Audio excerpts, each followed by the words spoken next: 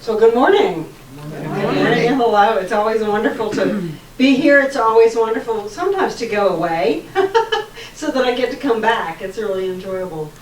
I want to thank all of you for being here today, for being who you are, being a part of our community, for standing up and showing up in honor of your spiritual self, to take care of yourself that way. It's really huge, and I think it's really incredibly important in this time. If what we do here supports you in your life, I encourage you to let folks know. I really feel that as a collective, we are craving a deeper sense of security, a place to belong, a sense that regardless of what we see on the outside, things really truly are okay and are going to be okay. Many need what we have here. Share it with your friends. Turn them onto our Facebook or YouTube presence, and drag them in here if you have to. Be the light that shines something into their life and maybe changes things for them. Did you enjoy Carol last week? Was it awesome? And it was a rare treat for me. I've never had the experience of not being here when I wasn't somewhere else out of town. Okay, so that was really unique. Thank you. Thank all of you. All of you I know contributed to making that a wonderful experience. So it's a beautiful Sunday. I got up this morning and got in the shower and heard it sleeting. And I will not repeat the words that I said. They did cause the cat to leave the bathroom rapidly. He knows better than to hang out when that is happening. And I looked out and then I crawled out onto my deck and realized that there was absolutely no human way to get out of my house because both decks were solid ice. But once I got off the deck, everything was fine. So there you go. I just, winged it. No, I didn't really. I caused it to melt.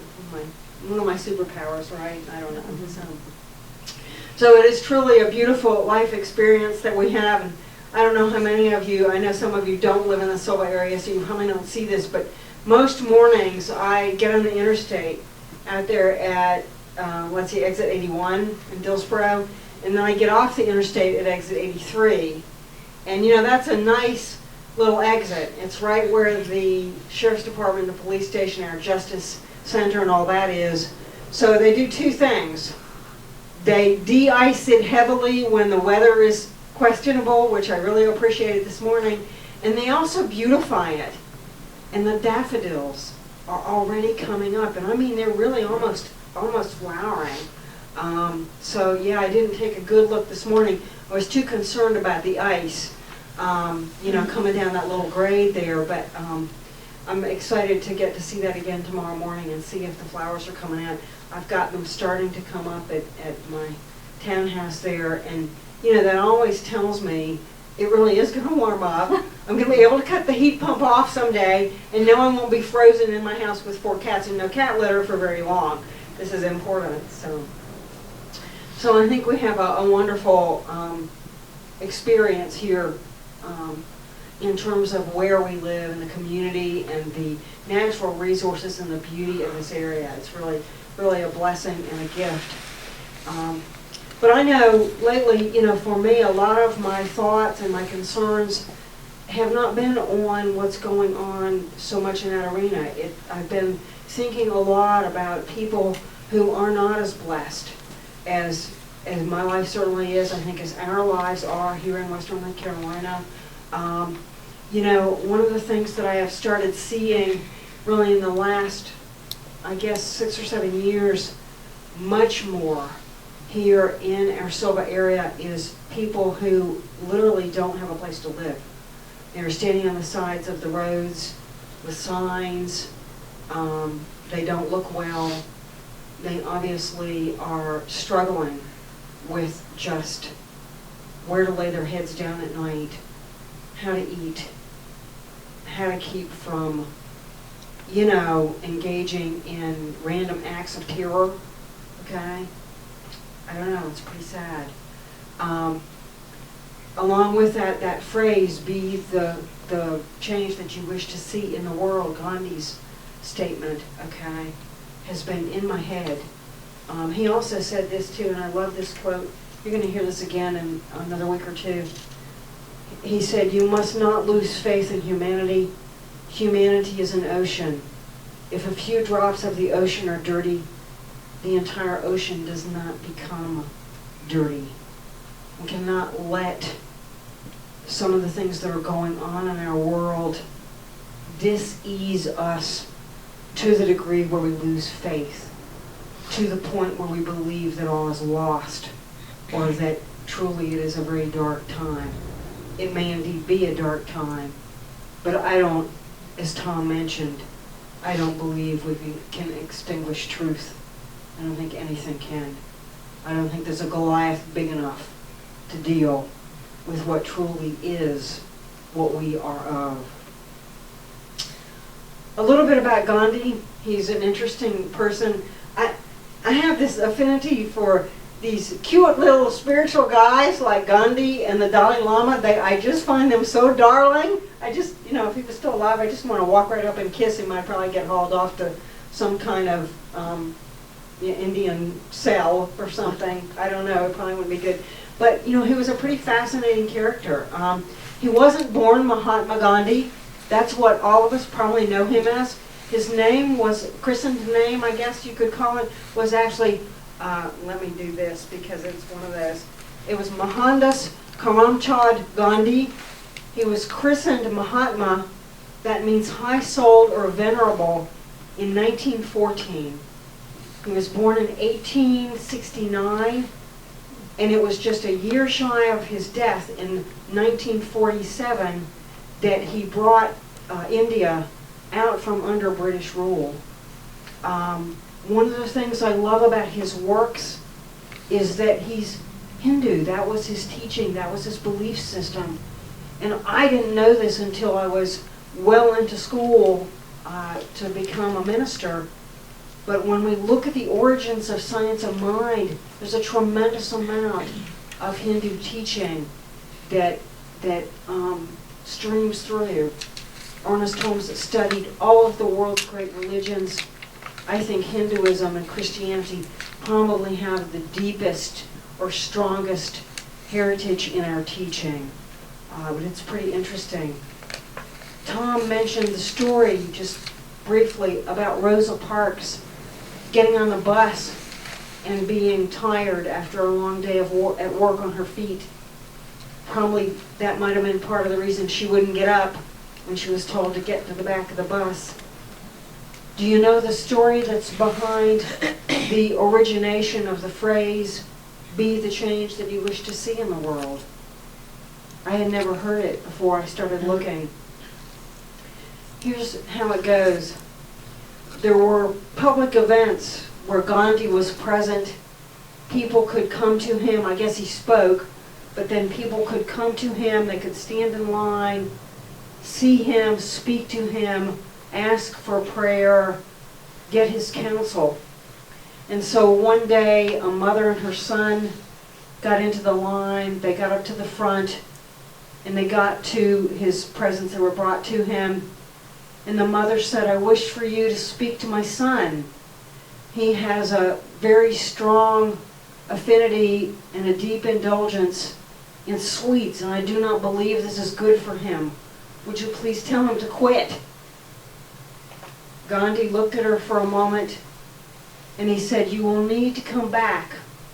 Come back and see me in 2 weeks' time, and at that point I will talk to your child." Well, she was a little, probably miffed. She did whatever she had to do to make life work, to where she got the kid in there and stood in the line and did what she had to do. But she said, "Okay, all right, we'll be back." 2 weeks later, they show up again, back in the line, waiting in the line. Finally, she gets up there and she reiterates her request.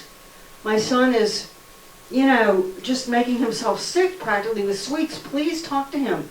Please counsel him. This is not good for him. I worry about his health and, what it's doing." So Gandhi spoke to the boy, and in short order, probably like most of us, the child agreed to begin to eliminate sweets from his diet. I would like to have Gandhi around. I've been doing this thing called an elimination diet recently, and it's about as much fodder as I need to want to just, choke myself. trying to stay on any kind of regime is interesting. But at any rate, the boy agreed to work with his diet, and the mother thanked him for speaking to her child. She was sure that his counsel would, the boy would accept that willingly and work with it. She asked Gandhi as she parted, she said, "So why did we have to come back?" And he said, "Upon your visit 2 weeks ago, I too was eating sugar. I could not speak of or teach your son to not eat sugar if I himself had not walked that journey." He believed from the depths of who he was that it was very important that he live his teaching, that he not ask of someone else something he was unwilling or unable to do with himself. I really respect that. I've seen a lot of advisors and counselors and, people with the great intentions in my life. Sometimes it seems to be a bit shallow if you just intuitively know what this person is saying may hold water. But they've never done that. They wouldn't accept that as an advisement. I love this "be the change" phrase. It is one for me that represents very well the spiritual principles that we espouse here at Open Door Center and in Science of Mind. And I believe it's a concept that we can actively apply, that we can live this. Yet in order to do this, I think we have to determine what the tools are that we need that will bring this from conceptual, from an idea, from the formless, into the form, into something that is actively embodied, a principle that we are exemplifying through our deeds. As we do this, we're able to demonstrate this concept in our lives on a consistent basis. And when we do that, we are the change. So how do we do this? Well, it's a challenge, really. This is a study. How do we live? How do we work? How do we be in ways that will help to change the world for the betterment of all of us? It's an area we'll look at for the next several weeks.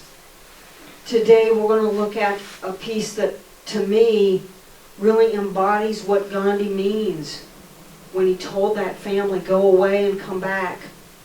For I have to know what it is I'm requesting of you before I can ask you to do the same." Gandhi actually wrote and shared 10 things that he believed would help to make the world a better place, where we could be the change we really wish to see. And you can find these online. They're published in many different places. But when I looked at them this weekend in thinking about all this, what I found is a number of them can be encapsulated into the simple adage that first and foremost, we must change within. We must change ourselves. I've heard this week that the Johnson Act, or whatever it is going to be repealed. You might wonder how things could change here at Open Door Center if it is. Personally, I believe in the separation of church and state. I don't think it's my right or my privilege to stand here and speak politically to you. I might point the way, but I won't cast the vote, if you will. This week, though, something I read really rang true about the whole color scheme of what we're seeing on the world level and here in the United States. The genre of it, or the essence of it, was this: that what we are seeing in the world today is simply the outpicturing of that shadow part of human consciousness. Tom mentioned it, and I don't recall the words he used, but from the lips of Martin Luther King, those arenas that we as a collective and as individuals have refused to deal with, those darknesses of personality, those areas that we're uncomfortable with, have literally outpictured themselves into the world. Now, whether that's reality or not isn't my call. We certainly each can make our own determination there. But I do know this. When we change what is going on inside, this must change.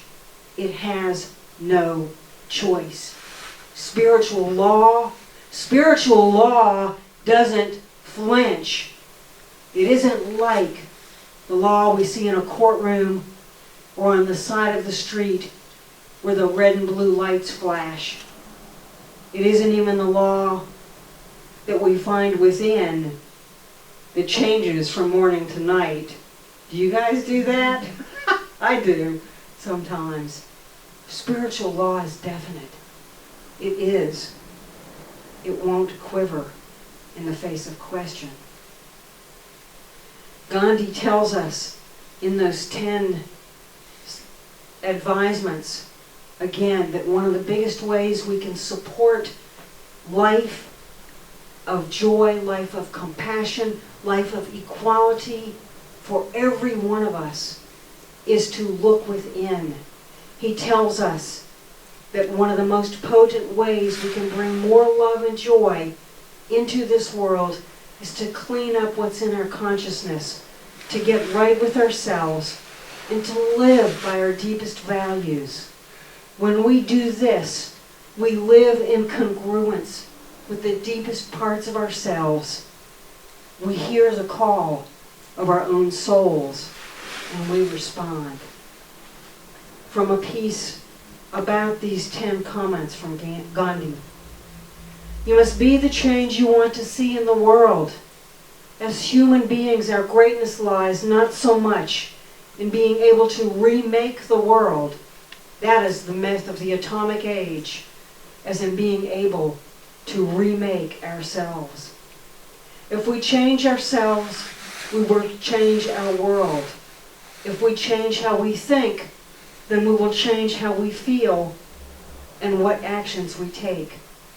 And so the world around us will change.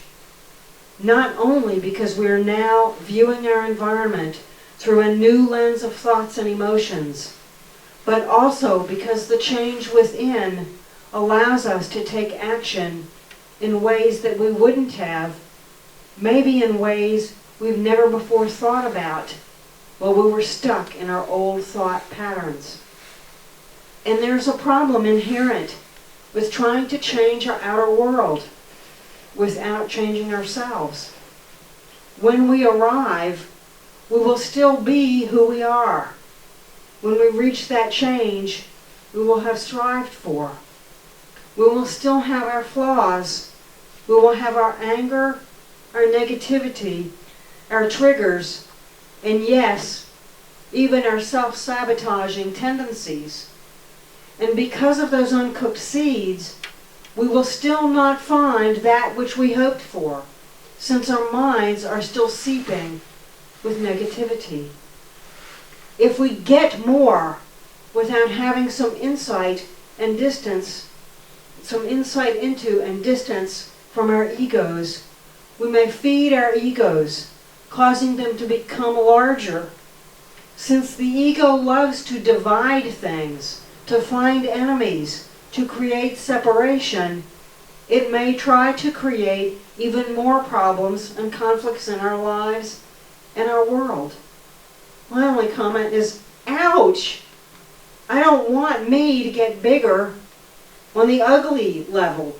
Do you?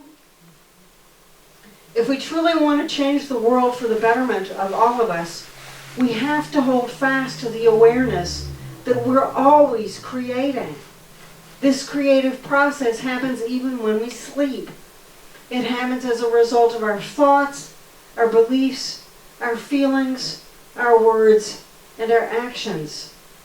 If we clean all that stuff up, guess what happens? The quality of those thoughts, beliefs, words, feelings, actions will rise. And what we will contribute to the world will be more conducive to happiness, to health, to equality, to peace and unity for every one of us. That comes from Gandhi, but it's not an Eastern concept. If we look at biblical teachings in Matthew 23:26, we are bidden thus. I love this first part. Blind Pharisee, you fool. Okay, not you, but you know, all of us, right? We must first cleanse the inside of the cup, and then the outside will become clean too. Have you ever washed your dishes and not washed the outside? This reminds me of washing coffee cups after what used to be Open Door Center met at my house one Sunday. I would wash the inside of the cup, set it in the sink. Wash the next one, set it in the sink. Wash the next one, set it in the sink. And so on until I got a sink full, and I'd turn on the water and I'd rinse them. I don't do the fill your sink thing. I don't know why. I just don't, okay? Leaks too much or something. It annoys me. One day I held a cup up and looked at it, and you know what I saw? Lipstick on the outside of the cup. Yeah, we have to wash the inside and the outside, and it will all be clean. Doing this on the inner level isn't easy, though.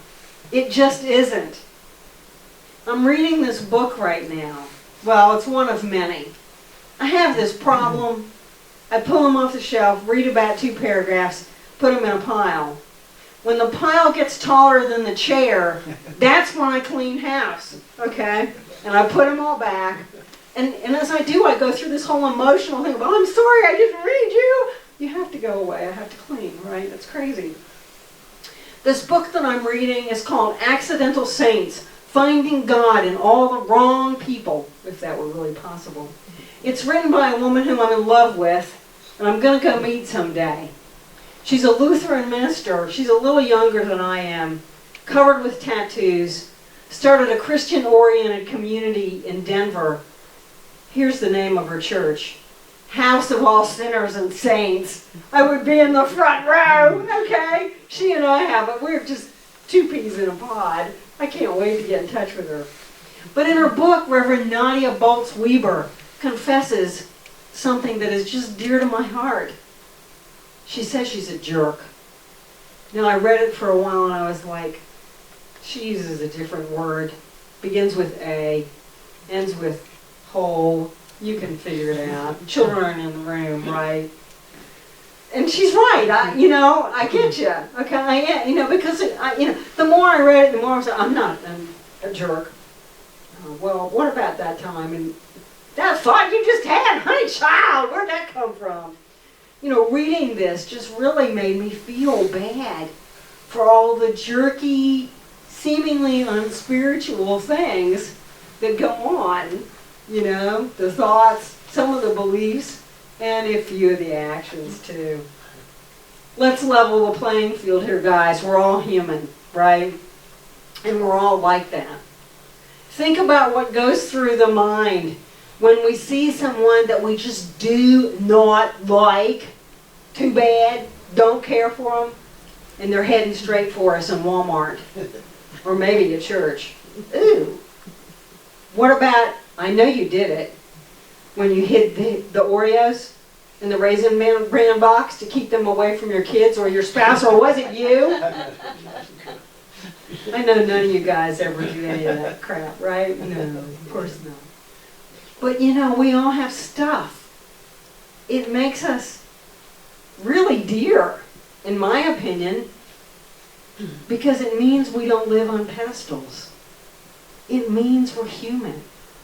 It means at times we're frail. It means at times that the wisest of us truly can be a ding-dong, Dealing with our own stuff, I believe, is probably the greatest contribution that any of us can make to this world in terms of cleaning things up on the big screen. And there's so many fun ways of doing this. I have 2 favorite ways. I'm going to share one today. You might remember this. We talked about it a couple of months ago.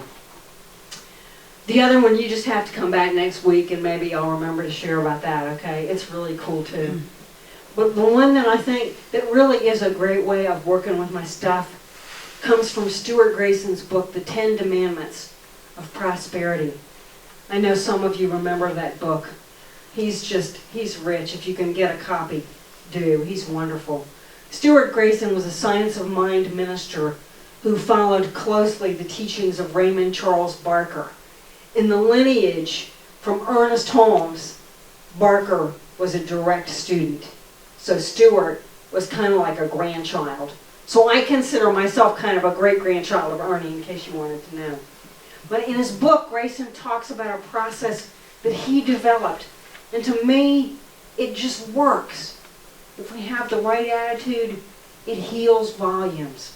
It's called forming, and it's really simple. It's a very straightforward practice where first, with our eyes closed, we contemplate a specific idea. We do this in a space and at a time where we won't be disturbed. That's important.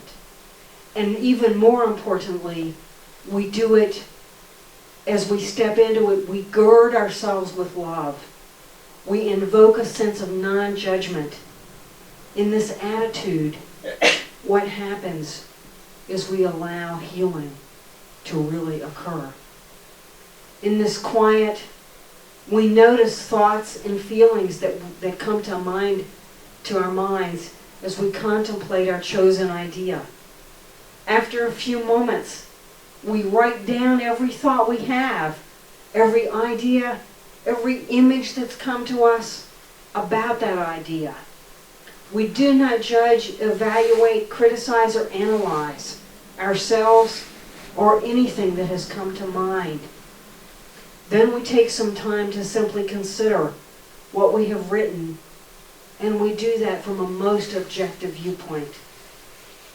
What this does is it reveals to us our fears, our insecurities, the places where our faith wobbles or just falls completely over, the areas where we have mitigated faith, perhaps an overreaction, things like that. Many years ago, decades ago, I was engaged in a process of looking at myself from a really intense standpoint. I had been assured that to not look at myself with a very bright light was probably going to ultimately create my demise. I didn't like that. I didn't like the alternative either, but, I was more willing to look at myself than I was to croak at age 30. So I wrote down a lot of stuff, pages, notebooks full, eons, volumes, just, ugh. I did this, and I did that, and I did this, and I did that. Sometime after that, I had this stunning, bone-shattering awareness that there was always only one thing happening. That everything that motivated every jerky, questionable thing I had ever done, it all came down to one thing, and that was fear. Now, if a 4-year-old came up to you, afraid, tearful, needing, how would you respond? That's the kind of thing we find out when we work with ourselves at this level. That's the kind of thing that we begin to embrace and heal and recover from when we do this kind of work. When I'm done with all my forming stuff, my process is to journal some more, to just write about what I've seen and what I feel about what I've seen. I don't like being a jerk. I'm not sure I can fully correct that in the 30 or so years I have left on this planet. Maybe 40, right? Let's be optimistic. as long as I can, be crazy, right? And look at the stuff, the good, the so-called bad and the ugly.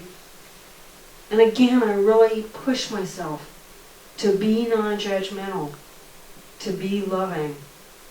And then I do what I need to do. I ask for help. I ask for whatever it is I believe in, for that highest part of me, to do something with that jerk, that poor, defenseless 4-year-old, frightened.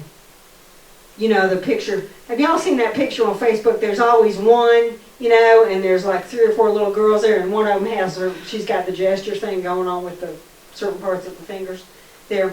That one, could you please help me, highest self, with that attitude? It needs help. Help me with the pain that feeds all of that.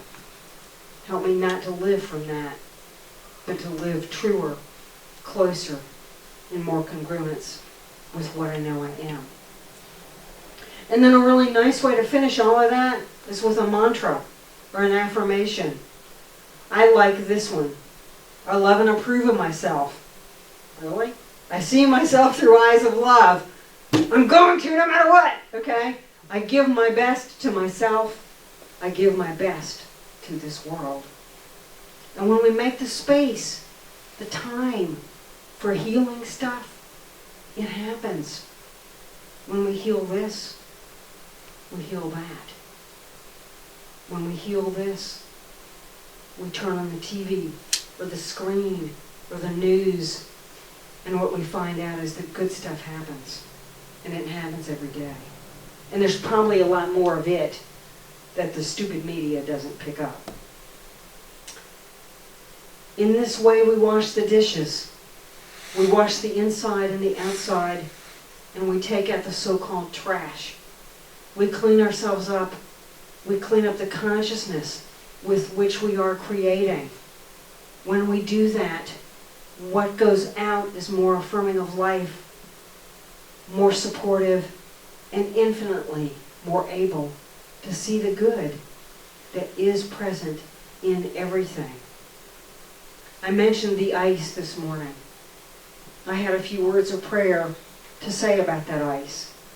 When I finally got off the deck with no broken bones, thank you God, I got to my car and there was like this congealed solid mass on the windshield. And I just thought, I ain't dealing with that mess. So I cranked the car up, went back in the house, risked the deck again, okay, came back out a few minutes later, got the scraper and went to the windshield. And as I scraped that ice away, what was there was these huge, beautiful, like glass beads of ice that just tinkled and clinked and made the most beautiful impressions in the windshield as I was scraping them away and saying, thank you for the defrost. Thank you for the defrost. Whatever it is we're looking for, you know, we'll find it. If we look for the good, we'll see it. Sometimes we have to dig. So a challenge for those of you who will accept it. We have a little handout as you leave the sanctuary this morning. Remember, we're having a town hall meeting. We're on a covered dish. We got food down there. It's going to be fun. It's going to be quick, too. Here's your homework if you choose to accept it. Turn on the TV and pick out an outrage. Find a debacle. Find something that incenses you or that you feel like calling up your friends and going, can you believe that? I don't believe that. Can you believe that? What just happened? That's not right. And then sit down with a forming exercise and do a little work around it. Okay? Heal a little bit of it. It might not be the only time you have to do this, depending on your focus and what you choose to use as your chosen idea. But it'll change this world. It'll change your outlook. Sometimes I turn on the TV and I see good. And I know that it's the universe laughing at me and saying, see, that work you've done, it really does change things. Yeah. Who's with me? Cool. I love you guys. Have a great week.